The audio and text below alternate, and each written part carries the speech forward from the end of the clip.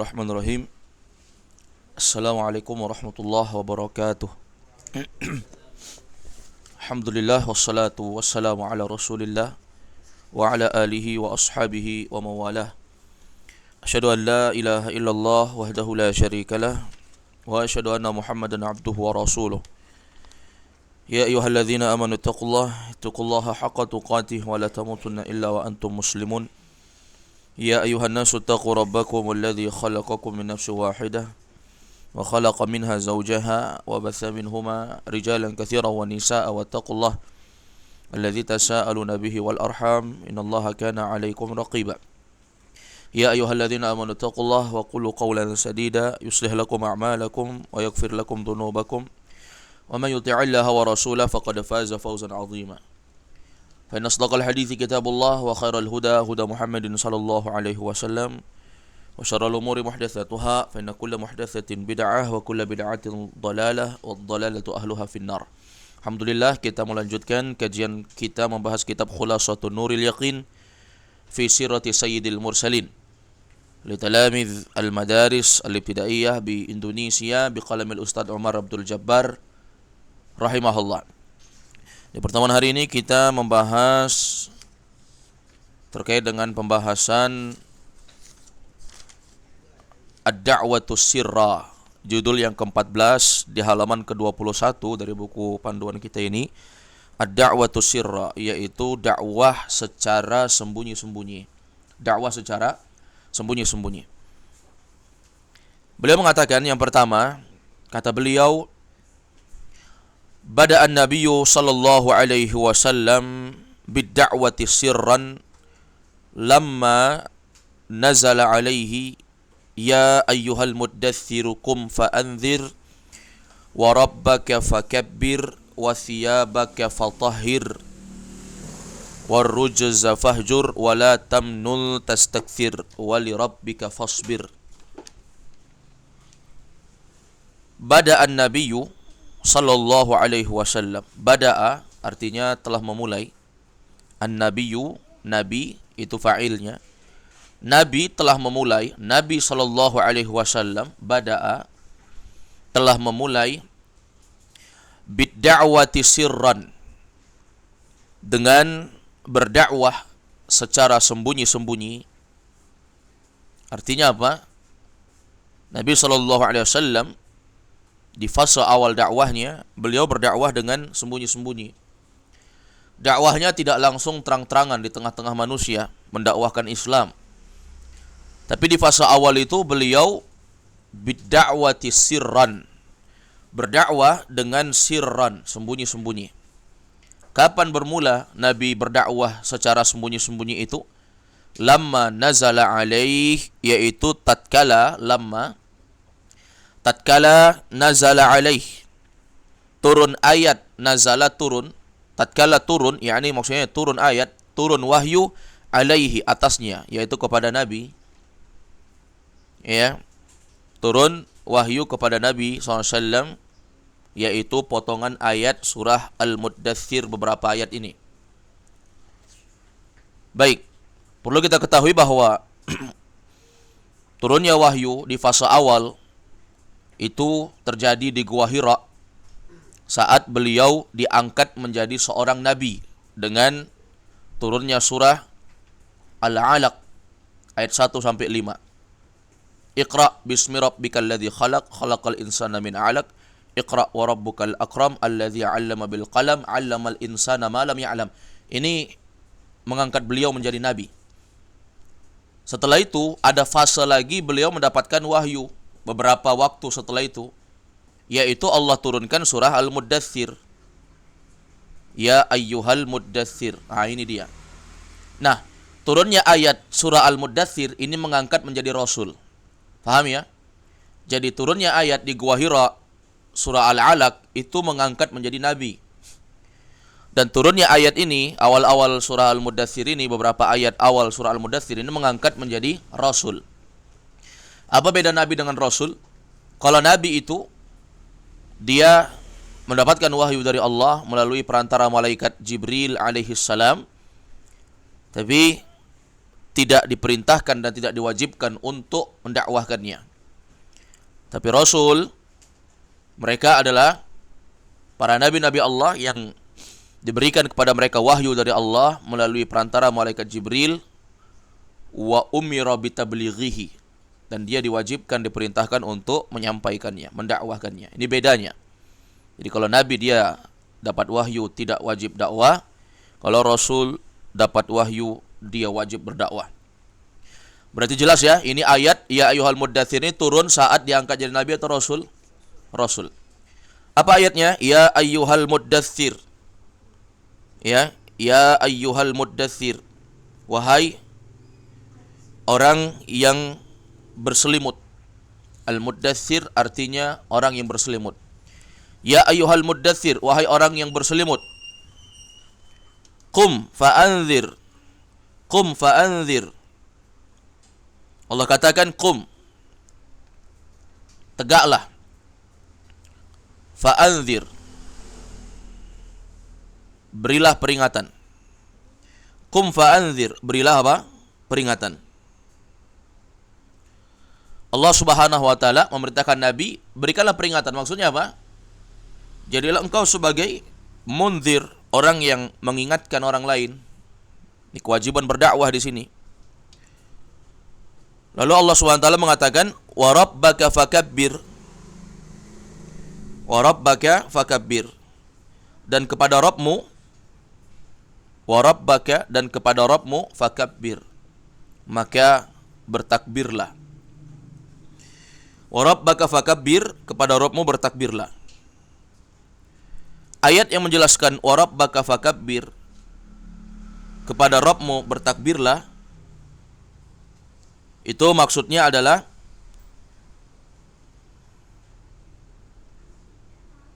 agungkanlah Allah dengan mentauhidkannya. Azimhu bitauhid. Agungkan Allah dengan mentauhidkannya. Demikian pula tadi kum fa'anzir, ya, tegaklah, berilah peringatan, yaitu apa? Tegaklah, berikan peringatan dari kesyirikan. Kasih ingat orang bahwa kesyirikan itu dosa yang membinasakan, dosa besar yang sangat membahayakan. Maka perintah untuk menjadi seorang munzir itu bermula sejak Nabi SAW menjadi seorang apa? Menjadi seorang Rasul.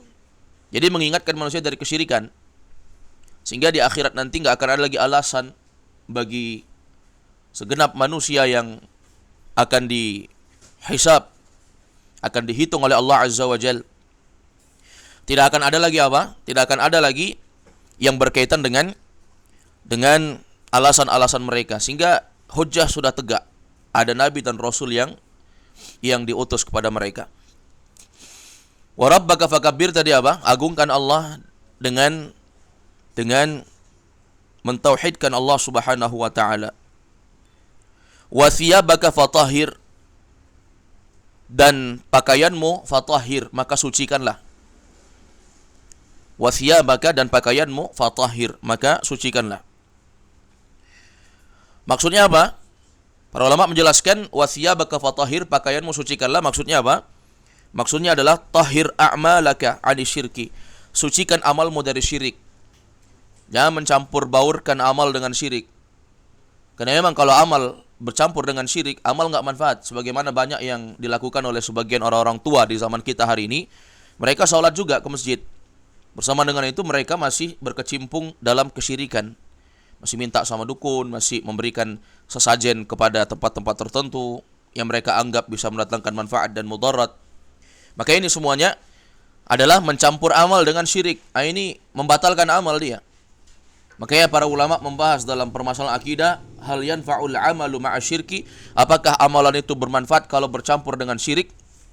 Maka mereka menjelaskan bahwa la yanfa'.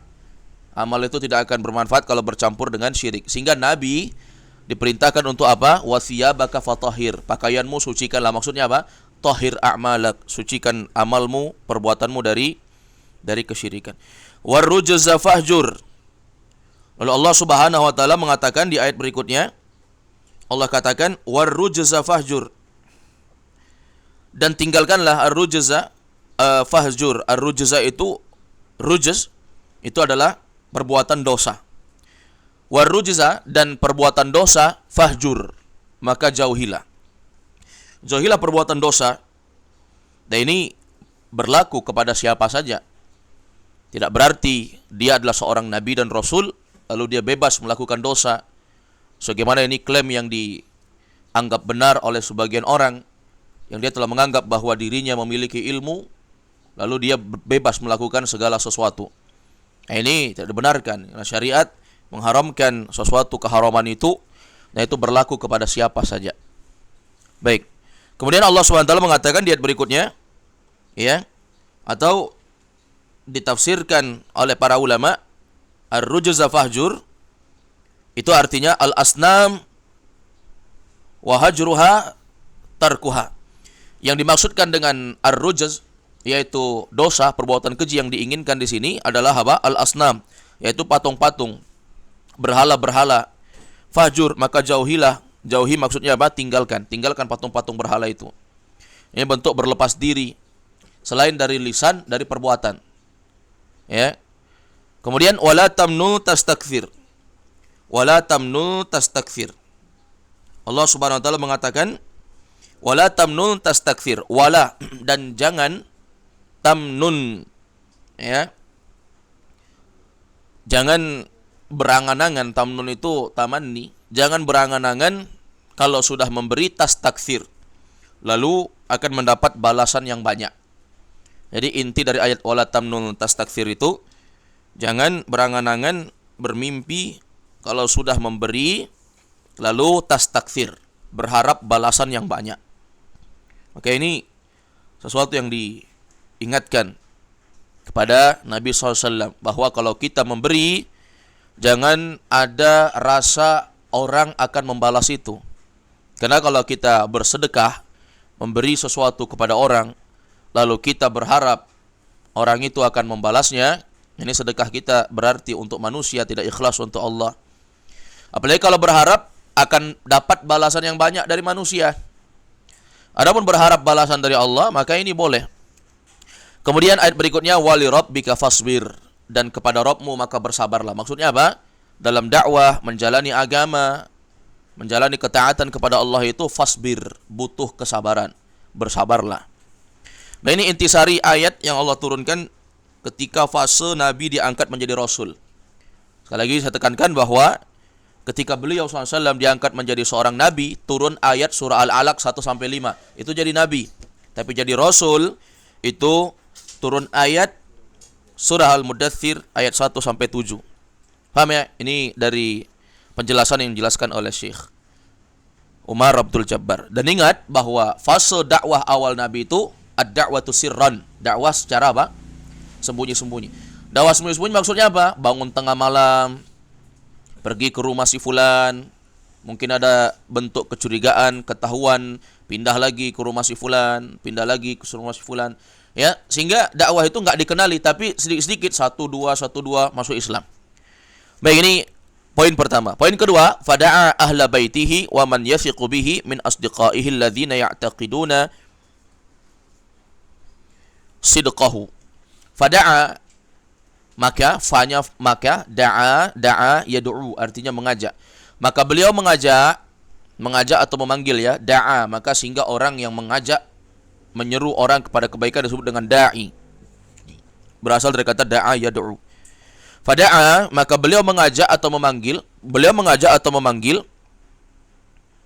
ahla baitih.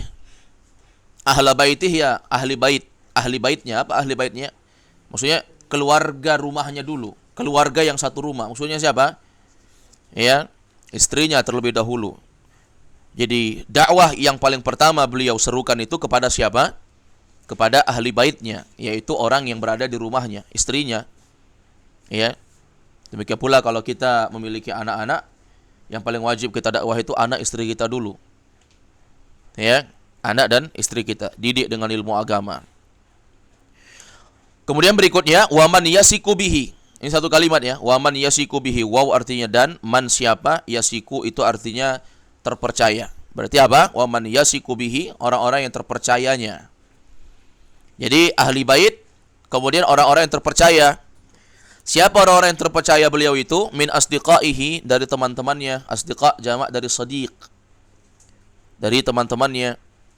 Alladzina ya'taqiduna sidqahu. Alladzina, yaitu orang-orang yang alladzina, siapa mereka? Orang-orang yang terpercaya itu min asdiqaihi, dari teman-temannya. Alladzina, yaitu orang-orang yang ya'taqidun, yang percaya, ya'taqidun, yang percaya sidqahu, terhadap kejujuran Nabi, kejujurannya, yaitu kejujuran Nabi. Ya. Jadi kalau kita menyampaikan kebenaran itu, sampaikan kepada orang yang memang objek audiens kita itu, kepada orang yang ingin menerima. Siapa mereka yang paling pertama menerima itu? Ahli bait kita, keluarga kita dulu. Orang yang mereka satu atap tinggal sama kita.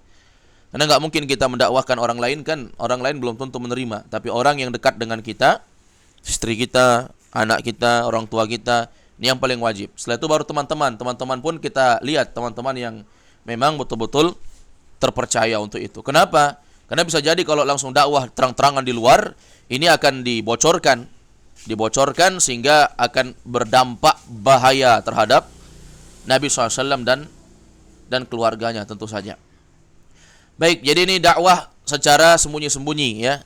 Di poin yang kedua, objek yang beliau ajak yang pertama keluarganya. Setelah itu orang yang terpercaya dari teman-temannya yang percaya dan mendengarkan kalau Nabi SAW berbicara. Baik, yang ketiga berikutnya kata beliau, da'ahum sallallahu alaihi wasallam ila ibadatillahi wahdah warra'fati bin nasi wal ittihadi wa tarkil harbi. Da'ahum, da'a tadi apa? Mengajak. Da'ahum berarti beliau mengajak mereka sallallahu alaihi wasallam, yaitu siapa? Beliau mengajak mereka, yaitu mengajak objek-objek yang sudah disebutkan di poin kedua tadi. Ahli baitnya, artinya keluarga yang tinggal satu rumah, dan juga pula teman-teman yang percaya sama beliau. Da'ahum, mereka diajak oleh Nabi untuk apa? Ila ibadatillahi wahdah. Ila artinya apa? Untuk. Biasanya ila itu artinya ke. Tapi di sini ila artinya untuk. Jadi kadang satu konteks kalimat itu disesuaikan apa yang cocok bagi dia. Beliau sallallahu alaihi wasallam mengajak ila untuk ibadatillah, untuk menyembah Allah. Ibadah menyembah Allah wahdah. Wahdah ini artinya semata, satu-satunya. Sehingga dakwah Nabi itu dakwah mengajak untuk menyembah satu Rabb saja, tidak seperti keyakinan yang ada pada masyarakat Mekah saat itu. Mereka memiliki banyak Tuhan, banyak berhala. Ada berhala agung mereka namanya Lata, ada berhala mereka yang agung yang lain Manat, ada Uzza, ada berhala Suwa' yang sejak zaman Nabi Nuh telah ada, lalu tenggelam, lalu dibongkar kembali, dipertuhankan. Wa minhum ya'budul asjar, di antara mereka ada yang menyembah pohon, wal ahjar, menyembah batu-batuan. Wa minhum ya'budul malaikah, di antara mereka ada yang menyembah malaikat, wal anbiya, para nabi. Wa minhum ya'budus salihin, di antara mereka ada yang menyembah orang-orang saleh. Ya, banyak hal yang disembah mereka di zaman itu, di fase jahiliyah ini. Maka Nabi mengajak mereka, orang-orang ini, untuk apa? Untuk menyembah Allah saja, Allah semata. Berarti semua dibatilkan dan dibuang, tinggal satu saja, yaitu Allah. Ini dakwah Nabi SAW pertama. Yang kedua, warra'fati bin nas. Lalu yang didakwahkan Nabi selain mengajak manusia untuk mentauhidkan Allah adalah ar-ra'fah bin nas. Ar-ra'fah itu berlemah lembut, bertutur kata sopan, bersikap baik. Dimaklumi orang Mekah kasar-kasar. Dan ini menjadi tabiat mereka sampai hari ini.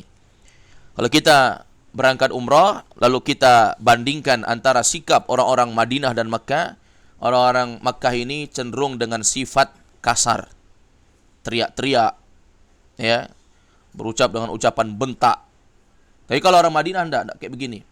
Sehingga kita akan merasakan ketenangan yang lebih tenang saat kita berada di kota Madinah. Orang Madinah lembut-lembut. Mereka kebanyakannya penuntut ilmu, belajar agama. Berbeda dengan orang Mekah, banyak kejahatan di sana sampai hari ini. Maka dengan kebiasaan orang Mekah yang memang tekstur gaya bicaranya pun kasar, suka membentak. Belum lagi mereka banyak yang tidak mengenal agama, jauh dari ilmu. Sehingga Nabi mendakwahkan kepada mereka itu untuk apa? Ra'fah bin nas, berlemah lembut sama orang. Berlemah lembut itu dari tutur kata juga. Ya, tidak membentak, tidak menghardik, tidak merendahkan, itu termasuk semuanya. Dan itu berlaku kepada semua manusia. Tidak hanya kepada orang-orang tertentu saja. Kita berlemah lembut kepada siapa saja. Kemudian berikutnya, setelah diajak yang paling pertama, pokok intisari dakwah Rasul itu adalah mentauhidkan Allah. Setelah itu membuat orang berlemah lembut, sehingga dakwah lemah lembut itu lebih mudah diterima dibandingkan dakwah dengan kekerasan. Yang berikutnya yang ketiga, dari tujuan beliau itu adalah wal ittihad. Ittihad, yaitu apa? Mengajak untuk persatuan. Enggak memecah belah. Kenapa? Memecah belah itu merusak agama. Nah, inilah yang banyak diadopsi oleh orang-orang zaman sekarang. Membuat kajian berkelompok-kelompok, membuat organisasi-organisasi. Ini semua sumber perpecahan dari kalangan kaum muslimin. Sehingga ini kebiasaan orang musyrik. Berpecah-pecah ini kebiasaan orang musyrik. Sehingga kalau datang mengaji di satu tempat, maka dia tidak akan boleh untuk mendatangi tempat yang lain. Apabila ada orang yang sudah ikut pengajian di satu tempat, dia sudah dianggap keluar dari pagar. Lalu setelah itu pagar itu ditutup dan dia tidak bisa masuk lagi dalam pagar tersebut. Ini kebiasaan orang musyrik ini. Ini mesti kita jauhi. Sehingga Allah mengatakan wala takunu minal musyrikin. Jangan jadi seperti orang musyrik. Kenapa? Minal ladzina farraqu dinahum.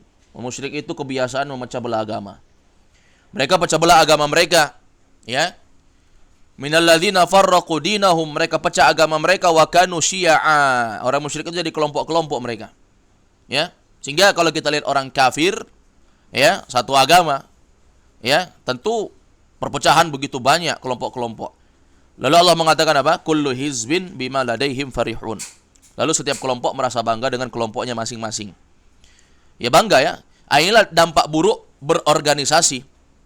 Sehingga berkelompok-kelompok itu diharamkan. Kenapa? Kalau kita sudah berpegang teguh dengan satu organisasi, kita akan menyikut serta tidak menganggap ada kebaikan pada organisasi yang lain. Sehingga para ulama mengingatkan kita terkait dengan dakwah hizbiyah, dakwah mengajak kepada kelompok-kelompok. Adapun Nabi yang beliau serukan saat itu adalah al-ittihad, bersatu. Ya, bersatu. Dan memang persatuan itu sesuatu yang sangat sulit. Ya. Sampai apa? Sampai ketika Nabi dakwah di kota Madinah sekalipun, beliau sallallahu alaihi wasallam ya mendapati banyak dari kalangan kaum muhajirin, demikian pula kaum ansar, mereka masih berloyalitas dan hanya fanatik kepada golongannya saja. Orang muhajirin hanya berteman dengan muhajirin saja, ansar hanya ansar saja, sampai mereka saling memanggil, ya lal muhajirin, ya lal ansar, wahai muhajirin, wahai ansar. Ansar enggak akan membutuhkan bantuan dari muhajirin, muhajirin juga sama, seperti itu. Sehingga Nabi mengatakan, abi da'watil jahiliyah, apakah kalian masih memanggil dengan panggilan-panggilan jahiliyah? Masih berfanatik kepada kelompok-kelompok kalian saja? Nah, ini teguran Nabi menunjukkan sekelas para sahabat saja mereka juga memiliki hal seperti itu. Ya, apalagi kita. Ini PR besar untuk kita bahwa berkelompok-kelompok itu sesuatu yang sangat buruk. Itu kebiasaan orang musyrik. Sehingga kita tidak berkelompok-kelompok. Kita tetap mengikuti pengajian, ada kajian mengajak kepada sunnah, kita ikut. Ya. Adapun ketika kajian itu mengarah kepada suatu kebid'ahan, maka tinggalkan. Kita apa? Kita tinggalkan. Apalagi mengajak kepada perkara-perkara yang menentang syariat, semacam mengajak kepada pemberontakan terhadap penguasa, mengajak kepada caci maki, ghibah terhadap orang-orang yang berkuasa di suatu negara misalnya. Nah, ini tidak dibenarkan. Mengkritik, menasihati itu kebaikan. Tetapi ketika disampaikan dengan cara yang tidak baik, menentang panduan syariat, maka ini kita tinggalkan.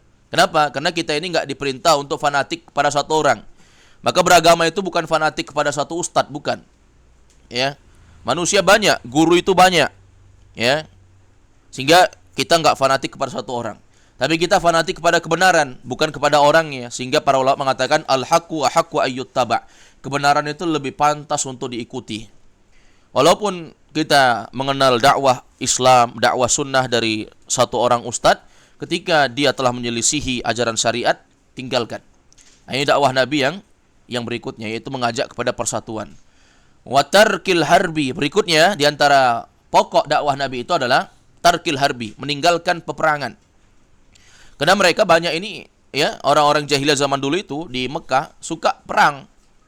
Kayak kita sedikit ada cekcok sedikit, ada tanazuk sedikit, ada perselisihan sedikit, perang, ya. Parang-parangan, bunuh-bunuhan. Kalau kita di Sulawesi, di Makassar, busur-busuran. Masalah kecil aja sebenarnya. Ya, hanya masalah ya tersinggung sedikit perasaannya atau ada masalah-masalah kecil yang lain. Tarkil harbi. Coba perhatikan, antum bisa rangkum ini ya. Dakwah Nabi itu berurutan ya. Perhatikan, ini berurutan ini. Yang pertama, tauhid dulu. Ya, bukan ngajak orang sholat dulu. Memperkenalkan orang agama dengan mengajaknya sholat tanpa memperbaiki tauhidnya. Maka kelihatan dakwah Ahlussunnah itu mengajak pada tauhid yang pertama. Yang kedua apa? Ra'fah bin nas, berlemah lembut. Ini dakwah kedua ini. Dakwah ketiga mengajak kepada persatuan. Yang keempat apa? Meninggalkan apa? Segala jenis peperangan. Kemudian poin keempat kata beliau, wa qad bada'a bid-da'wati sirran khaufan min mufaja'atin nasi bi amrin lam ya'rifuhu wa lam yasma'u bihi. Wa qad bada'a, dan sungguh, qad ketika ada qad setelahnya fi'il madi, qad artinya sungguh. Ya. Dan sungguh, waqad, dan sungguh bada'a. Bada'a apa tadi? Sudah ada? Telah memulai. Dan sungguh telah memulai, maksudnya Nabi. Dan sungguh Nabi telah memulai. Mulai apa? Bid'awati sirra. Berdakwah dengan sirran, dengan sembunyi-sembunyi. Nabi memulai dakwah sembunyi-sembunyi. Kenapa? Khaufan. Karena khawatir. Khauf itu khawatir atau takut. Karena khawatir atau takut. Min mufaja'atin nas. Ya, khawatir takut min dari. Mufaja'ah, terkejut, annas manusia. Maksudnya apa? Khawatir manusia akan kaget, gitu maksudnya. Manusia akan terkejut. Terkejut kaget ya, kenapa? Kok tiba-tiba Tuhan kita beda gitu? Kan aneh gitu. Nggak pernah dikenal ini, ada penyembahan terhadap Allah. Kenapa? Karena memang notabene mayoritas kalangan orang-orang jahiliyah di masa itu, mereka ini adalah orang-orang yang memang ya banyak yang sudah jauh dan menyimpang dari ajaran nabi-nabi sebelum Nabi Muhammad, ajaran Nabi Isa. Ya, sebagian ada yang masih beragama dengan agamanya Nabi Ibrahim, ya, ajaran Nabi Ismail. Tetapi itu hanya sangat sedikit sekali. Ya, notabene kebanyakan mereka mayoritasnya sudah jauh dan menyimpang dari ajaran agama yang benar. Sehingga apa? Khaufan, Nabi khawatir min mufaja'atin nas, membuat manusia kaget, terkejut. Kaget, terkejut terhadap apa? Bi amrin, dengan suatu perkara. Amr itu amrin artinya apa? Suatu urusan, suatu perkara. Membuat manusia kaget bi amrin, dengan suatu urusan, suatu perkara. Lam ya'rifuhu, yang belum ya'rifuhu, yang belum mereka kenal. Nah, inilah pentingnya berdakwah itu, al-bada'u bil ahammi fal aham. Memulai dengan sesuatu yang paling penting, lalu yang paling penting berikutnya. Lam ya'rifuhu, yang belum mereka kenal. Jadi, kalau manusia belum kenal, kenalkan. Kita dakwah itu sampaikan yang paling penting dulu, baru yang paling penting berikutnya, metode dakwah. Sehingga para ulama menjelaskan bahwa kalau orang baru belajar Islam itu, dia tidak mendalami ilmu-ilmu dari cabang-cabang ilmu agama. Kalau dia mengenal Islam, baru mengenal Islam sama sekali, dia sudah lama beragama Islam tapi nggak pernah belajar agama. Yang paling pokok, yang paling pertama dia pelajari itu adalah bagaimana dia menguatkan pondasi Islam itu dalam jiwanya dulu. Ya, jangan malah dia pergi bahasa Arab, belajar bahasa Arab dulu, malah belajar agama. Malah dia pergi belajar bahasa Arab, malah dia pergi belajar fikih, malah pergi belajar usul fikih. Ya, yang penting untuk dia pelajari terlebih dahulu bagaimana pondasi keislaman itu kuat. Ya. Sehingga yang paling penting bagi kita itu mempelajari terkait dengan pondasi-pondasi agama. Ya, bukan belajar bahasa Arab dulu, bukan belajar tajwid dulu, bukan itu. Tapi yang paling penting pertama itu gimana pondasi kita dalam Islam itu kuat. Sehingga nggak bisa dikecoh kita. Jangan sampai banyak kasus orang hafal 30 juz, pulang dari pesantren, keluar dari pesantren, dia jadi orang yang seakan-akan tidak kenal agama. Karena modal hafal Quran nggak guna. ketika pondasi agama tidak kuat. Sehingga para ulama mengatakan pelajari dulu pelajaran-pelajaran yang menguatkan pondasi agama kita, seperti pelajaran hadis Al-Arba'in. Sehingga kajian-kajian kitab Al-Arba'in An-Nawawiyah itu banyak sekali ya. Al-Arba'in An-Nawawiyah itu satu kitab kumpulan 40-an hadis karangan Imam Abu Zakaria Yahya bin Syaraf An-Nawawi ya, rahimahullah. Beliau punya kitab Al-Arba'in An-Nawawiyah ya. Maka disebutkan fi mabanil Islam, dalam pondasi agama. Karena memang kitab Al-Arba'in itu isinya pondasi-pondasi agama. Pelajari itu dulu terkait dengan pondasi-pondasi agama, sudah kuat baru mulai belajar yang paling penting. Belajar akidah misalnya, tentang tauhid. Demikian pula mengenali seluk-beluk kesyirikan supaya kita tidak terjatuh.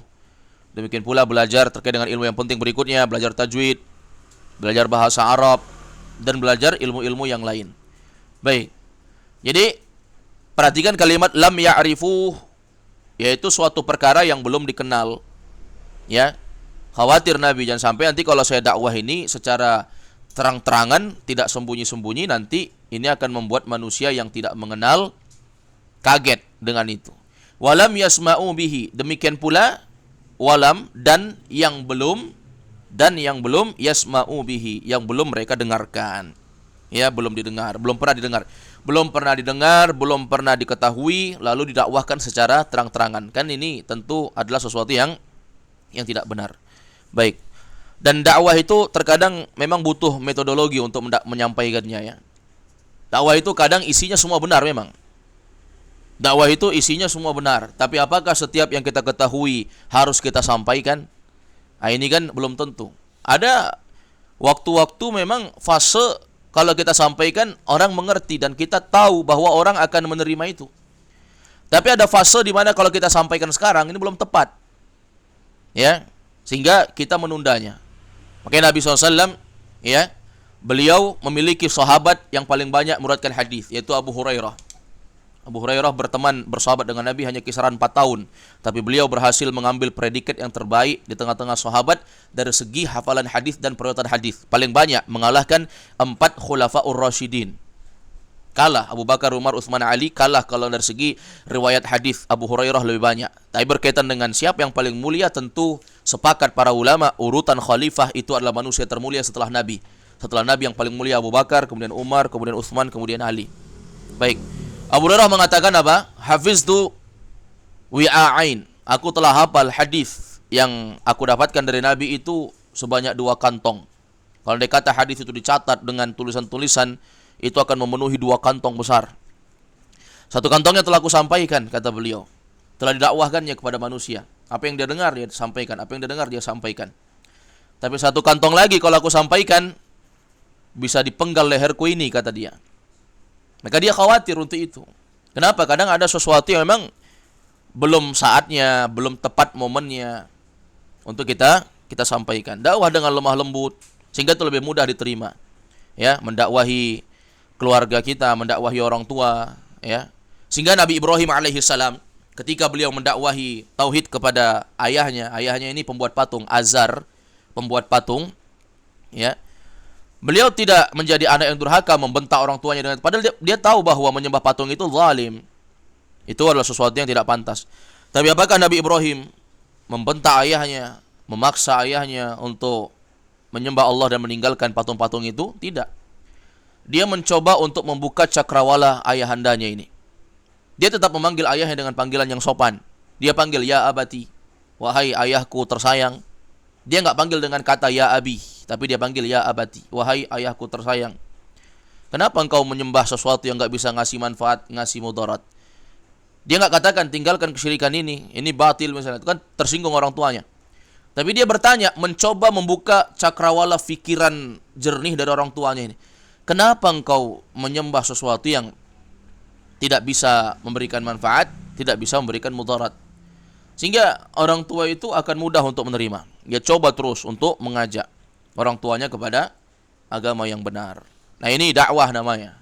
Sehingga para ulama mengatakan al-bada'u bil aham mifal aham. Mulailah dengan yang paling penting, kemudian paling penting berikutnya. Mendakwahi keluarga.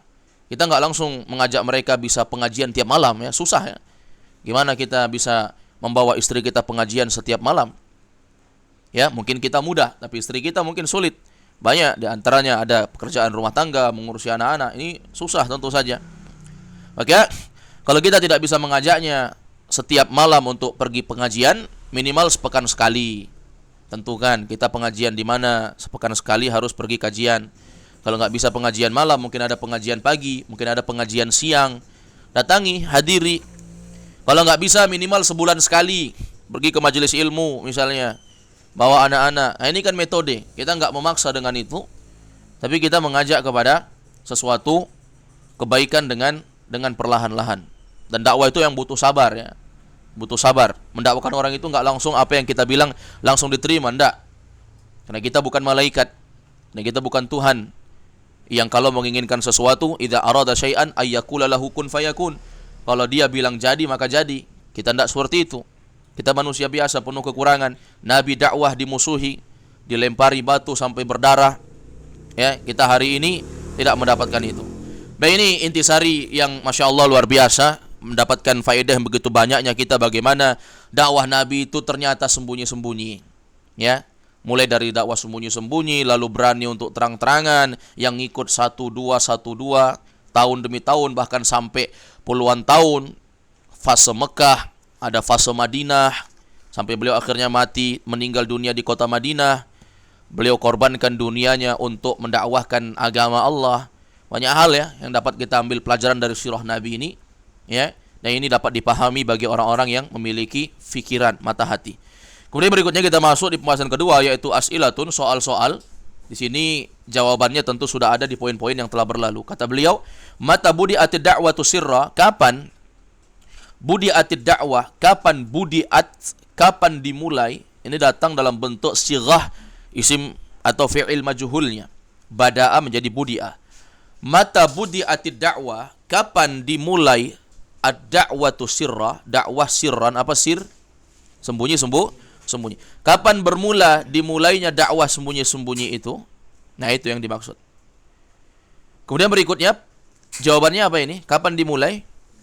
Jawabannya ada di poin yang ke-1. Kapan? Lamma nazala alaihi, tatkala turun atas beliau firman Allah surah Al-Mudaththir ayat 1 sampai 7. Apa itu? Ya ayyuhal muddaththir qum fa'anzir wa rabbaka fakabbir wa thiyabaka fatahhir war rujza fahjur wa la tamnun tastakthir wa li rabbika fasbir.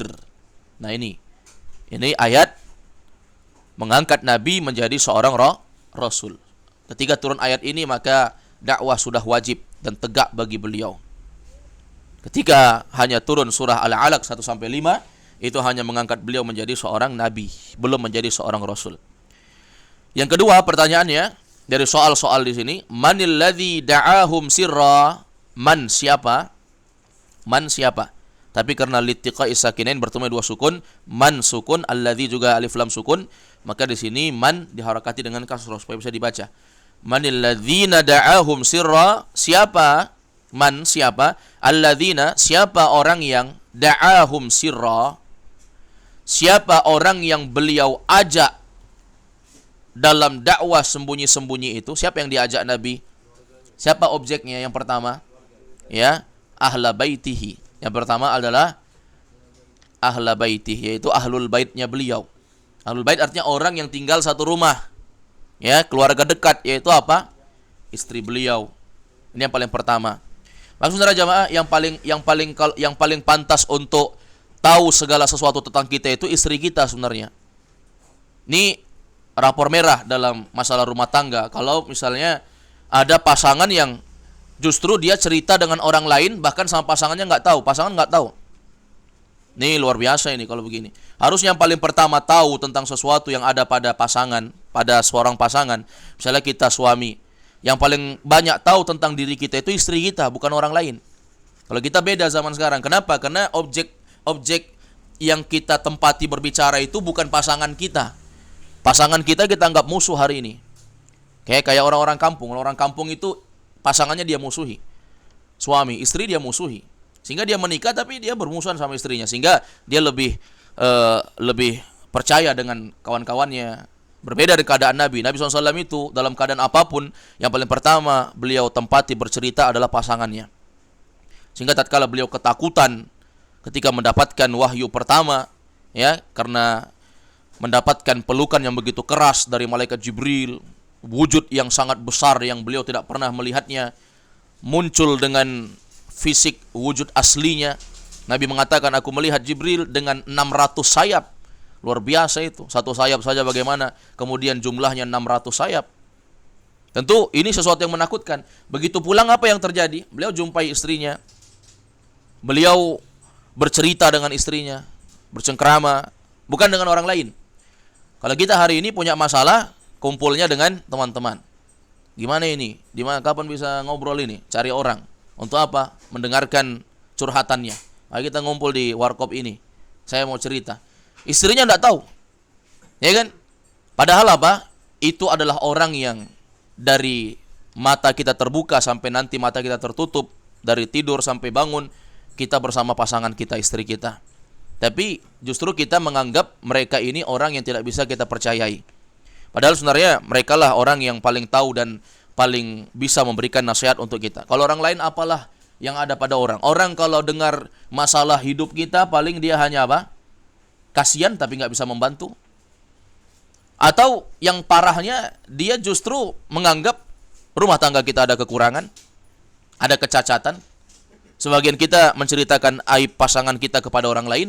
Akhirnya ketika kita sudah akur dengan pasangan kita, orang tetap menganggap bahwa kita ini memiliki masalah dalam rumah tangga kita. Sehingga perspektif orang tetap menganggap bahwa kita bermusuhan dengan pasangan kita. Padahal sebenarnya, ya, kita sudah baik-baikan sama istri kita. Nah, nggak perlu cerita sama orang. Ada masalah dengan istri, terus cerita sama orang, ya, nggak perlu. Kenapa? Suatu saat kita sudah baikan, orang masih menganggap kita terus bertengkar. Padahal kita sudah lama kebaikan dengan pasangan kita. Nah, baik, coba lihat dakwah Nabi. Yang pertama, beliau dakwah itu keluarganya. Ini penting nih, keluarga. Jangan orang dulu kita urus, keluarga kita. Jangan sampai kita teriak-teriak syirik haram, kemudian tauhid, anak istri kita masih jatuh dalam masalah kesyirikan. Ya, seperti itu. Kemudian objek beliau berikutnya yaitu waman yathiqu bihi, orang yang beliau percayai. Siapa itu yang dipercayai? Teman-teman, teman dekat. Asdiqa itu teman dekat, ya, shadiq. Shadiq itu adalah teman yang dekat dengan kita. Teman dekat kita, ya, teman akrab kita, ya, teman kerja kita, rekan partner dalam bisnis kita, ya, mereka yang kita dakwahi yang paling utama. Setelah itu, ya, berikutnya orang-orang yang lain yang lebih dekat kepada kita dengan sesuatu kedekatan.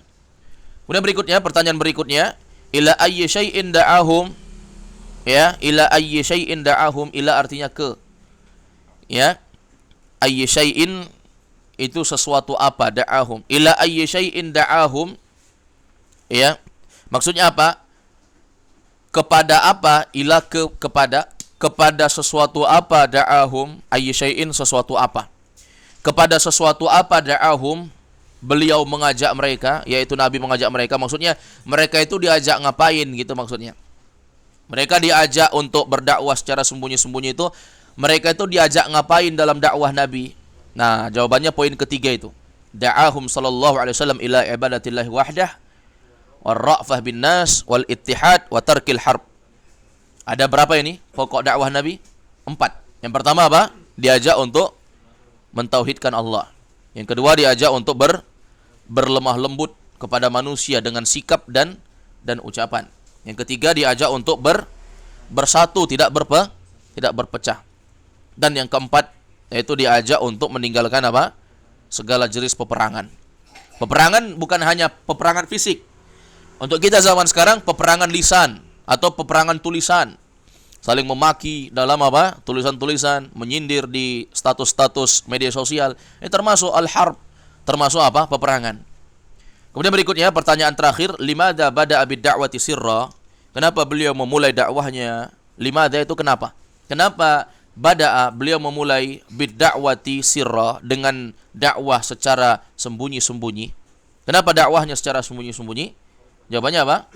Khaufan min mufaja'atin nasi bi amrin lam ya'rifuhu wa lam yasma'uhu bihi.